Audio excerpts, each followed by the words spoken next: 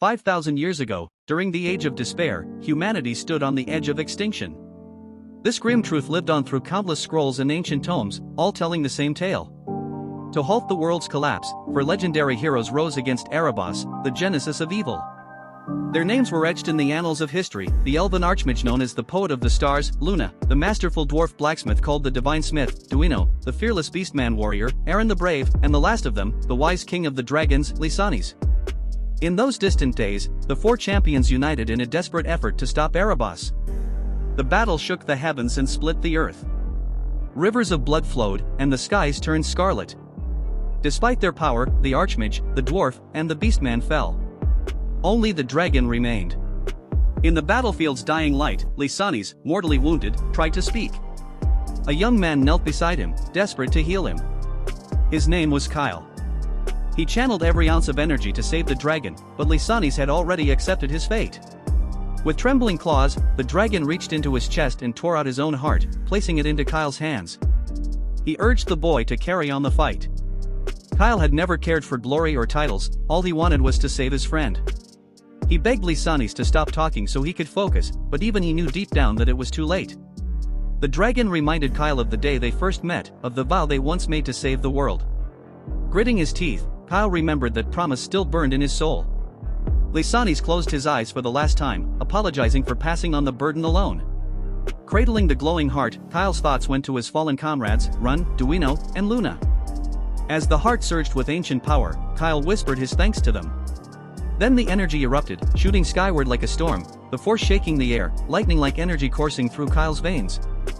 Facing the monstrous Erebos, he made a silent vow: even if his body turned to ash, even if all was taken from him, he would devour the soul of this evil. Sword in hand, Kyle stood against annihilation. He became the fifth hero, the Forgotten One. His strength was drawn not just from magic but from the memory of those who had fought beside him. Generations passed, and the story turned into legend. Mothers told their children how, when the heavens exploded, it was because of the sacrifice of the wise king Lysanes and the defeat of the genesis of evil. One such storyteller, a woman named Reina, closed the book as a child's cry pierced the room. A man entered, teasing Reina about how many times she had read that same tale. Reina insisted that little Leo never tired of hearing it. She gazed at the baby with white hair and red eyes, dressed like a tiny kitten, and smiling, began the story once again. Long ago, before even the old times, as she spoke, Leo squirmed and let out a frustrated squeal. Reina saw this as enthusiasm, but in truth, Leo was screaming inside for her to stop. He remembered everything. He had been there. He had fought. He had defeated Erebos. He was Kyle, reborn as Leo, and he couldn't understand why, after everything, his name had vanished from history. The Royal School of Dawn spread like a green-roofed fortress as vast as a castle. Inside one of its classrooms, a teacher tried to wrangle attention from his students. He reminded them that they lived in the Age of Heroes, 5 millennia since the first recorded one. He said the underworld had changed greatly since that time. Then, with rising excitement, he announced that their school would host the Lumine Academy entrance exam. He encouraged them, claiming that some among them might one day have their names written in the annals of history. His speech was interrupted by the sound of snoring. He slammed his hands on the desk and scolded the class, urging them to focus. Looking toward the back, he locked eyes with a student just waking up, Leo Plub of House. Hoping to catch him off guard, the teacher asked Leo what ritual was once needed to be called a hero 5,000 years ago.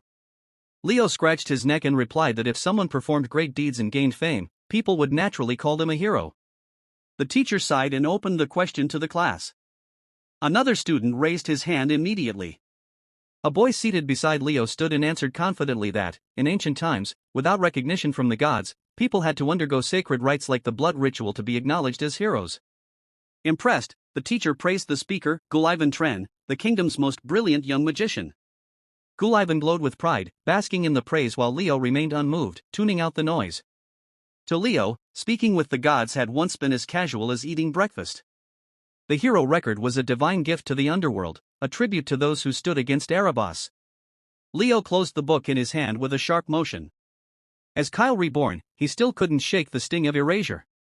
Why was his name the only one forgotten? Suddenly, excitement stirred among the students. They pressed against the windows, gawking at the sight of the arriving Zordinger clan. In the corridor, Celia Zordinger walked in regal attire, flanked by warriors. A voice boomed over the loudspeakers, announcing that all students must gather in the auditorium for an important assembly. The reason? The Zordingers were here. As Leo stood, Gullivan scoffed and asked if he planned to suck up to them, stating that the clan wouldn't even glance at Leo. Leo responded calmly that he was heading home. Gullivan was stunned. Leo's indifference infuriated him. "I don't care either," Gullivan blurted out, though his pride was clearly bruised. "I just want to evaluate Celia as a rival." Instead of heading home, Leo slipped into a training room. Sweat already beaded his forehead after a single round. He reflected that his new body was better, stronger than his last. Suddenly, someone attacked. A sword came swinging toward him. He barely blocked the blow. Irritated, he turned to see who ambushed him, his mother. She remarked that it had been too long since their last sparring match and reminded him that mediocrity wouldn't get him into Lumine. Then she raised her sword, declaring that this would be his final test. Their blades collided, and Leo felt the weight of her strength. She asked if she should hit harder. He responded with a powerful swing that pushed her back. Gasping slightly, he muttered a sarcastic question about her intense love. She smiled and praised him for withstanding her blows before charging again like a wild beast. Mid-charge, doubt flickered in her mind. What if he couldn't dodge in time? But Leo moved with ease, slipping past her attack and landing a clean counterstrike. She tumbled to the ground, her weapon disarmed. He pointed his blade at her and asked if she was all right. Shocked, she wondered just how far her son's talent could go. She rose and asked if he still wanted to enter Lumine Academy. He confirmed it. She informed him that the Zordinger clan would be staying at their mansion. Leo was surprised, and she went on to say that she'd asked Zeiss Zordinger, the clan's vice-patriarch, to teach him the Zordinger aura technique. Cooing over her little kitten, she grinned and said that with proper training, he'd be ready to apply next year. But Leo had no intention of waiting, he would enter this year. The Plov mansion was massive, its courtyard bustling with guards. A carriage rolled through the gates. Inside, a girl scowled. Celia Zerdinger couldn't understand why her uncle insisted on staying at the Plov mansion. She voiced her irritation, questioning aloud why he hadn't just rented an entire hotel. This visit distracted her from the Lumine entrance exam. Zeiss Zordinger exited the carriage and asked if she wasn't at least curious about Leo, the boy who claimed to care nothing about the Zordinger clan. The girl dismissed the matter, stating that a knight unable to wield aura couldn't possibly be impressive. Zeiss burst into laughter, making it clear he disagreed with her harsh judgment. Inside the mansion, Zeiss greeted Lady Clove with a respectful nod. Reyna, alongside Dade, welcomed Zeiss Zordinger at the entrance. Zeiss introduced Celia to Marku and then requested that she introduce herself. With poised elegance, Celia placed a hand on her chest and delivered her introduction gracefully. A golden aura radiated from her presence, gleaming with intensity. She expressed gratitude to the Cloves for opening their home to the Zordingers for the week ahead. Reyna stepped forward and offered her own welcome to the young noblewoman. Celia took a moment to study the woman in front of her, surprised by how much Reyna resembled both her father and her uncle. Her gaze locked onto Reyna's black hair and red eyes, features unmistakably tied to the Zordinger lineage. At last, Zeiss confirmed what Celia suspected by formally introducing Reyna as his aunt. As the household maids busied themselves storing the luggage and settling the guests, the adults continued their conversation. During tea, Zeiss remarked on his earlier visit to the school, commenting that the place was in disarray, stirred up by the excitement of the students. He casually mentioned that it appeared Leo had left the school early, seemingly uninterested in their visit. Reyna's eyes lit up with amusement at the slight bruise to the Zordinger pride. Though entertained, she offered a polite apology, explaining that her son's behavior wasn't meant to be disrespectful, he simply cared only about his training. Unaware that Leo was at that very moment clashing swords with Celia, Zeiss inquired about the kind of person Leo was. Reyna calmly prepared her tea and answered that her son possessed incredible talent. Zeiss's expression turned serious as he asked if she truly believed Leo had what it took to inherit the Zordinger flames. Still oblivious to the ongoing duel, Reyna stated that her opinion wasn't shaped by maternal bias. She emphasized that Leo's abilities were genuine. Zeiss smiled, visibly intrigued, but remarked that belief alone wasn't enough. A true test would be required. By then, Leo had already bested Celia in their impromptu duel. The protagonist stood in a large training room, his body still buzzing with power. Energy surged through his fist, radiating through him like a living current, and his eyes reflected focus and relief. He had finally achieved what he had trained for, the establishment of a vein capable of bearing the force of aura. There was a reason he had delayed learning aura. Accepting it too soon would cause his body to automatically adapt, locking away the opportunity to build up mana and soul energy properly.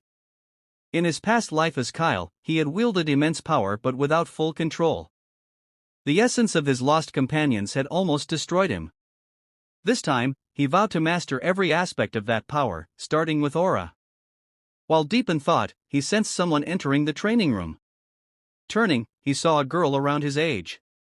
Celia approached, cloaking her intentions behind a compliment. She remarked that he had a solid grasp of the basics and offered to personally guide him in swordsmanship. She asked for his thoughts on her proposal. The protagonist looked at her, puzzled, and asked who she was. Celia introduced herself proudly, declaring that she was known across the world as the Sword Princess. Unimpressed, Leo rose to his feet and calmly declined her offer. He expressed his thanks but made it clear he didn't want advice from someone with inferior skills. Celia's irritation flared at his response.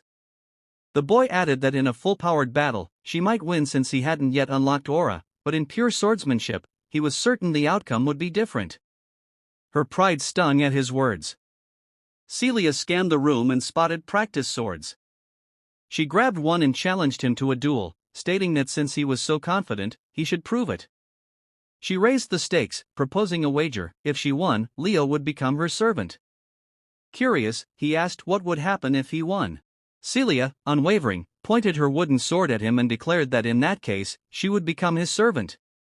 Leo retrieved the wooden sword he had been using for training and asked if she was ready. Without delay, he rushed forward to meet her head-on. His first strike came fast, forcing Celia to block.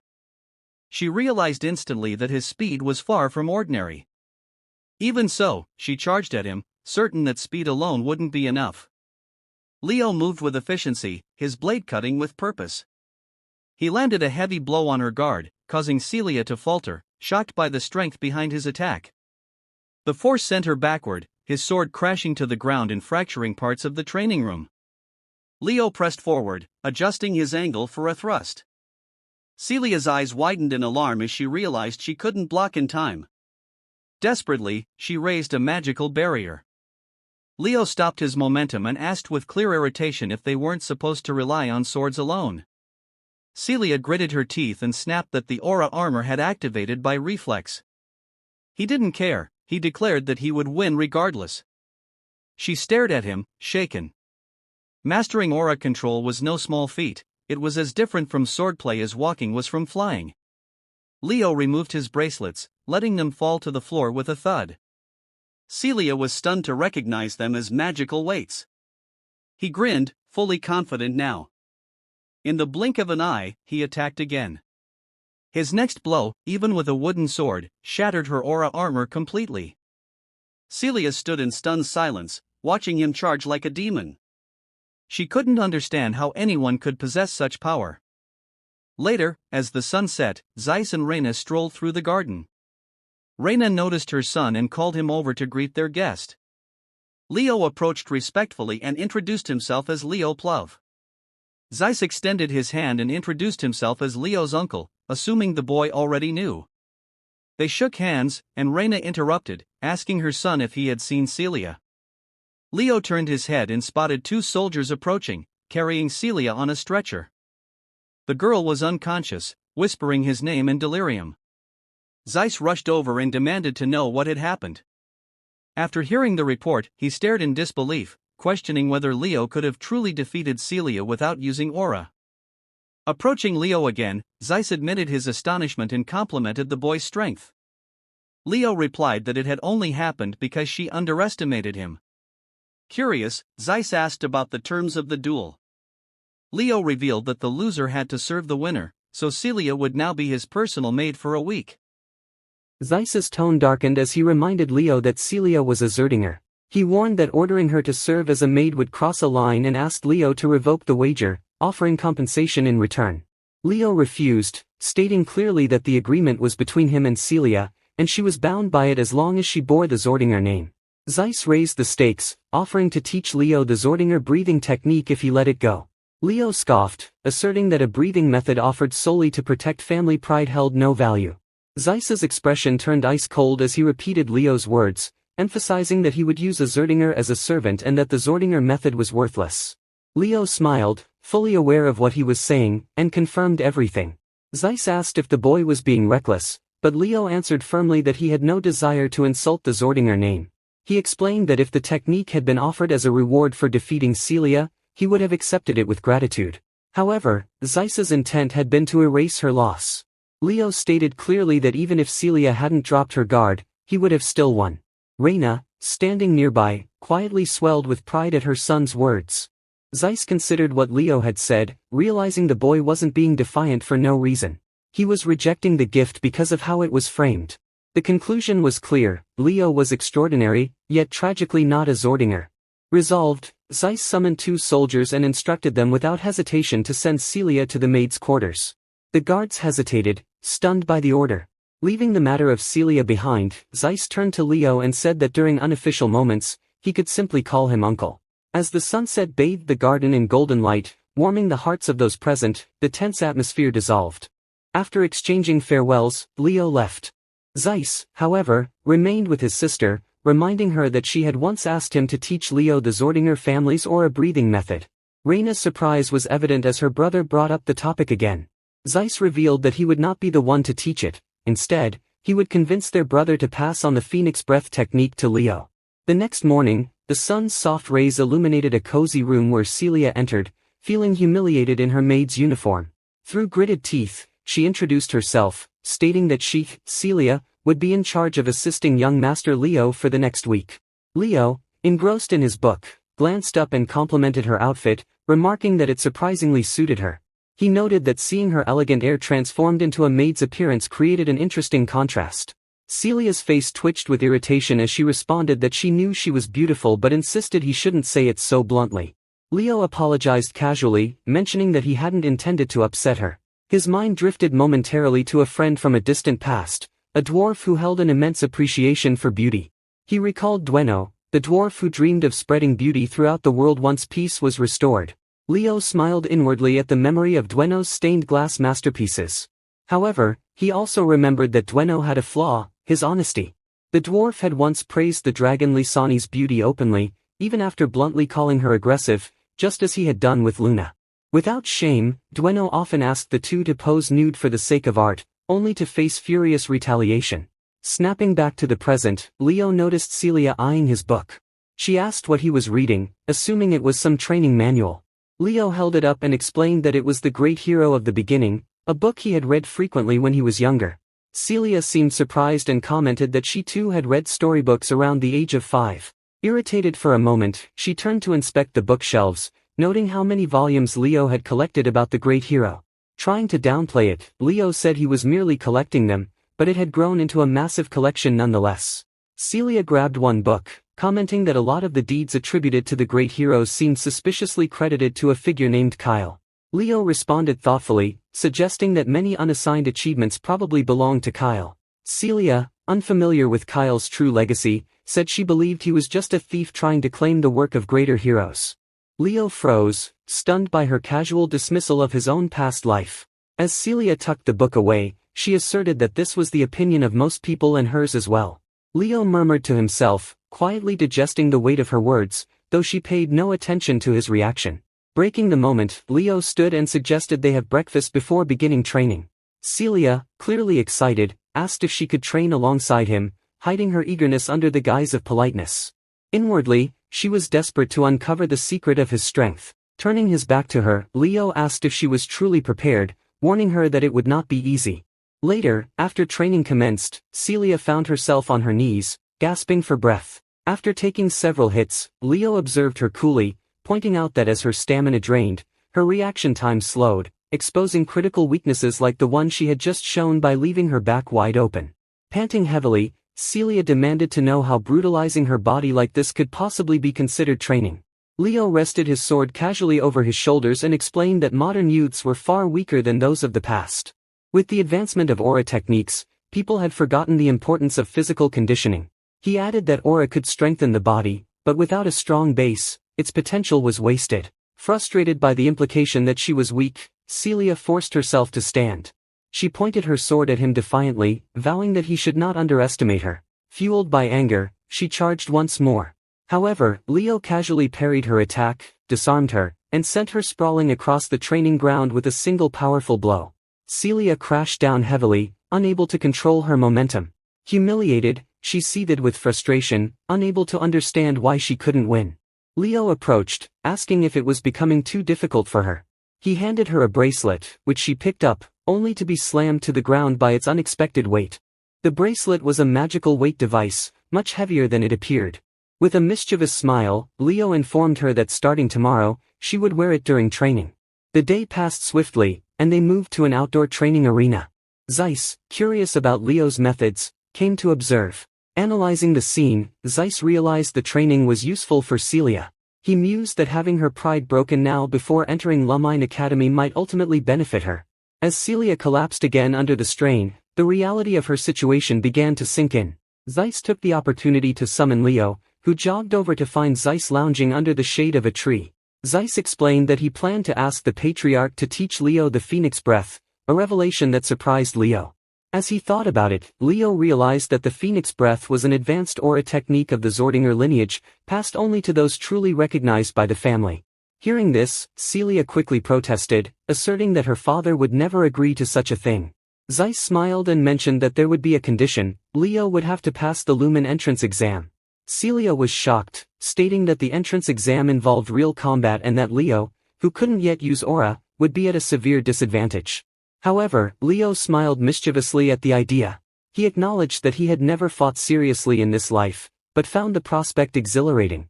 Zeiss asked for his decision, and Leo considered that his parents would likely oppose it.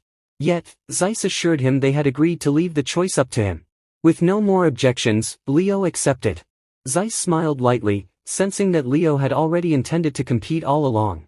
Without wasting time, Leo called Celia back to training.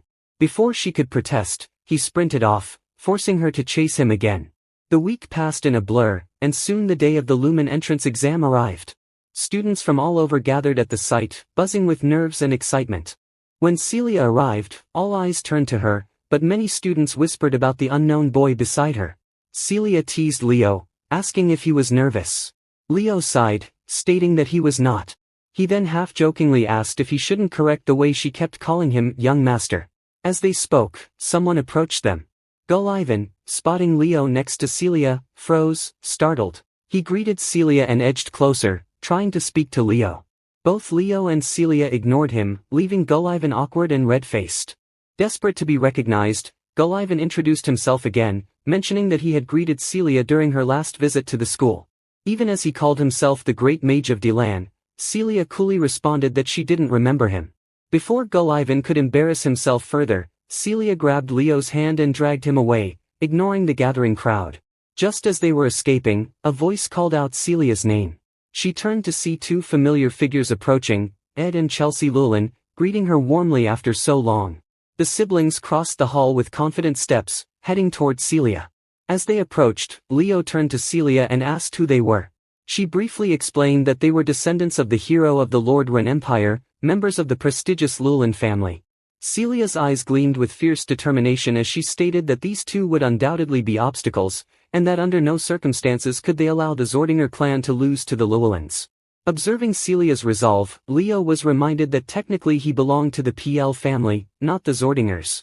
Meanwhile, the Llewellyn siblings greeted Celia warmly, their presence radiant. Celia returned the greeting with measured courtesy. Ed, ever curious, glanced at Leo and inquired about the boy standing beside her. Crossing her arms with a flicker of annoyance, Celia introduced Leo as a member of the Plough family, a noble house from the Dallin kingdom. Ed's eyes narrowed with disinterest as he sized Leo up, clearly considering him insignificant. Leo met the stare without flinching. With a smug expression, Ed urged his sister to leave, announcing loudly that he intended to claim the highest rank in the examination. Celia bristled at the arrogance of the Llewellyn siblings and vowed internally that she would crush them during the exam. At that moment, attention shifted to the podium on the upper floor as someone stepped forward. The man's voice carried easily through the hall, noting that it seemed everyone had finally gathered. Albie Zarin, a professor from Lumen Academy, stood there with his blonde hair tousled, sunglasses perched on his nose, and a loosely tied necktie, giving him a relaxed, almost mischievous air. Celia whispered her surprise that Albie himself was present. Leo, not recognizing the name, asked who he was. Celia could hardly believe his ignorance, explaining that Albie Zarin was listed among the heroes in the official records. Intrigued, Leo studied the man more closely. Albie's entire body radiated mana, though something seemed strange about his left eye. Albie began reading the examination instructions, explaining that there would be 2 trials, one-on-one combat and monster subjugation, with participants rotating between the 2. Halfway through the explanation, he casually incinerated the papers in his hand. He declared that although this was the traditional format, he found it terribly tedious. Pulling a golden glowing book from inside his shirt, Albie let the hero's record open, the prologue chapter shining brilliantly. It was titled, The Wild Forest. Golden light spilled from the book, activating a massive magic circle on the floor, engulfing all the candidates. From Albie's hand, words and spells scattered across the hall like petals in the wind. Celia gasped, unable to comprehend the magnitude of what Albie was doing. Albie explained that he despised inefficiency and preferred to merge everything into one straightforward test. Leo remembered from his previous life that the hero's record was not just a historical ledger, it could recreate the experiences of past heroes through sheer magical prowess. Only those who inherited a fragment of a hero's will could fully access it. To Leo, this felt like a rigorous, brutal training ground for future heroes. His vision blurred as the magic took hold, and when it cleared, Leo and the others found themselves in an immense wild forest. Albie's voice, now ethereal, echoed through the trees, announcing that this place was called the Wild Forest and the goal was simple: survive. Participants were free to form alliances or eliminate each other. If anyone wished to forfeit, they could shatter the orb they carried. Panic rippled through the group. Some participants cried out in fear while laughter followed as others dismissed their concerns as mere illusions. Leo, however, stayed calm. He recognized the forest, which had once been lush before being twisted into darkness by the witch queen Salatna. He knew the dangers here were not illusions, they were real and fatal. His instincts flared as he swiftly dodged something that shot toward him from the shadows. Focusing his gaze, he spotted a figure moving among the trees, Chelsea Llewellyn. Chelsea smirked, announcing that she was delighted to find someone affiliated with the Zordinger clan to eliminate. Unbothered, Leo corrected her, revealing that he was of the Plough family. Furious at his nonchalance, Chelsea unleashed her aura, a massive wind scythe materializing in her hands. Leo observed the weapon coolly. Although it was a spell unfamiliar to his past life, the fundamentals of magic remained unchanged. He drew a medium sword, prepared for battle. Chelsea sneered, commenting on his relaxed demeanor. Even in the face of her power, she spun her wind scythe high above her head and hurled it at him with a burst of centrifugal force. Before the scythe could strike, Leo made a subtle movement, his sword intercepting the attack effortlessly and sending the wind weapon spiraling harmlessly into the ground. Chelsea stared in disbelief, unable to fathom how he had countered her attack without even sensing his aura. Wondering if he possessed some unique, undetectable attribute, she was enraged.